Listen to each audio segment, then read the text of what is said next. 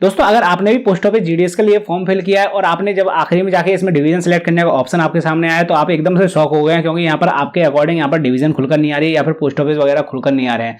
तो ऐसी क्या गलती आपसे हुई है कि आपके फ्रेंड ने फॉर्म फिल किया, उसमें उसने सभी डिवीजन को या फिर पोस्टों को सेलेक्ट कर लिया, पोस्ट ऑफिस को सेलेक्ट कर लिया है, लेकिन आपके सामने ये नहीं आ रहा है। तो भाई यहाँ पर सबसे बड़ा तो जो प्रॉब्लम होती है वो इसकी नोटिफिकेशन में दे रखी है। मैं आपको बता देता हूँ, सबसे पहले नोटिफिकेशन दिखा देता हूँ। लेकिन अगर आप मेरे चैनल पर पहली बार आए तो फटाफट सब्सक्राइब कर लीजिए आगे आने वाली जॉब से रिलेटेड वैकेंसी की जानकारियाँ लेने के लिए। आ जाते हैं कंप्यूटर स्क्रीन पर।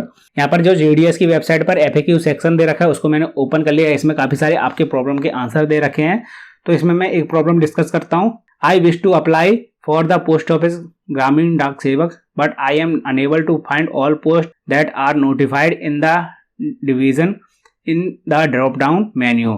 तो यहाँ पर आपके अकॉर्डिंग यहाँ पर पोस्ट नहीं आ रही है। मैं पोस्ट ऑफिस जीडीएस के लिए फॉर्म अप्लाई करना चाहता हूँ, लेकिन मेरे अकॉर्डिंग यहाँ पर डिवीजन वगैरह या फिर पोस्ट वगैरह नहीं आ रही है ड्रॉप डाउन मेन्यू में, क्योंकि मैंने मतलब वैकेंसी वगैरह तो उसमें दे रखी है, लेकिन यहाँ पर मेरे अकॉर्डिंग नहीं आ रही। तो ऐसा क्यों हो रहा है? Only the eligible posted with the reference of the candidate eligibility, यानी कि यहाँ पर आपकी एलिजिबिलिटी के हिसाब से पोस्टें वगैरह आपके सामने खुल के आती हैं, जैसे कि आपके कम्युनिटी के हिसाब से, रिजर्वेशन के हिसाब से, आपकी उम्र के हिसाब से यहाँ पर पोस्टें जो आपको दिखाई जाएंगी वो उस हिसाब से ही आएंगी। और साथ में एक बहुत बड़ा फैक्टर भी इसमें डिपेंड करता है, वो मैं आपको बता देता हूँ। यहाँ पर दे रखा है एक और question, I want to apply for the other circle but the circle name are not visible in the list of the applying online. यानी कि आप अदर सर्कल के लिए अप्लाई करना चाहते हैं, लेकिन यहाँ पर अदर सर्कल का नाम नहीं आ रहा है, मतलब दूसरे सर्कल का यहाँ पर नाम नहीं आ रहा है जिसमें आप अप्लाई करना चाहते हैं। ऐसा क्यों हो रहा है आपके साथ? तो यहाँ पर दे रखा है, after successful registration candidate can apply to any one division. यानी कि एक बार उसने अपना सक्सेसफुल रजिस्ट्रेशन कर दिया है तो वो किसी भी एक डिवीजन के लिए अप्लाई कर सकता है, in any of the circle, किसी भी सर्कल के लिए। However the visibility of the circle depend on the matric language study in 10th class level for the circle which he and she wants to apply the metric language to the studied for each circle is mentioned in the notification।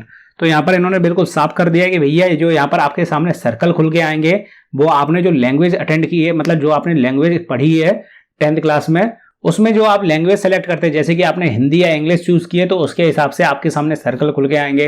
अगर आपने सिर्फ उसमें Hindi choose किए तो उसके हिसाब से जितनी भी पोस्टें होंगी या सर्कल होंगे वो खुल के आएंगे। अगर आपने उसमें सिर्फ इंग्लिश चूज़ की है तो उसके अकॉर्डिंग वहाँ पर जितनी भी पोस्टें या फिर सर्कल होंगे तो वो खुल के आएंगे। अब कोई अगर ऐसा सर्कल है जिसमें कोई दूसरी लैंग्वेज वगैरह मांगी जा रही है और उसमें आपने 10th क्लास में नहीं पढ़ी है और उसमें आपने टिक भी नहीं लगाया है, तो वहाँ पर वो सर्कल खुलकर नहीं आएगा। अब कई बार कैंडिडेट ऐसा भी कर देते हैं कि भैया वो अपनी मतलब लैंग्वेज वगैरह का जो उसमें सेलेक्ट करने का ऑप्शन आता है तो वो ये समझ लेते हैं कि भैया मैंने जो मतलब 10th क्लास कंप्लीट की है वो हिंदी मीडियम से कंप्लीट की है या फिर इंग्लिश मीडियम में, वहाँ पर मुझे वो सेलेक्ट करना है।